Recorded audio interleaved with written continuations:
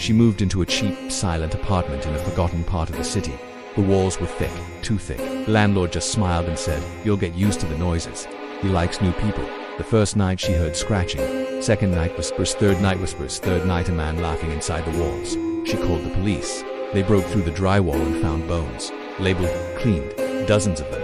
No one believed her when she said the bones were still warm. They took her in for questioning. When she returned, her apartment was spotless, the walls repaired. But that night he came out, tall, faceless, covered in stitched skin, holding a scalpel, and he whispered, "Your name will look perfect in my collection." This is a true story. Well, almost. The apartment is real. It's in an old building on the outskirts of Prague. The landlord is real too, and he does have a creepy smile. But the rest, all the whispering and the bones and the stitched up man, that's all made up.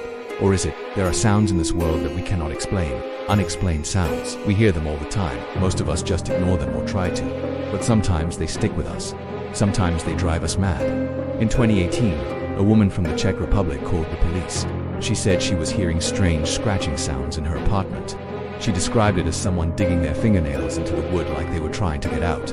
The police came. They listened. They couldn't hear anything, so they left. The next day, the woman called again. She said the sound had returned, and this time she could hear whispers. Whispers of what she couldn't understand. Again, the police came, listened, and left. On the third day, the woman called again. By now, the whispers were louder. She could also hear what sounded like maniacal laughter. This time, the police brought a camera. They looked everywhere but didn't see anything. On the fourth day, the woman called again. She said the voices were coming from inside the wall.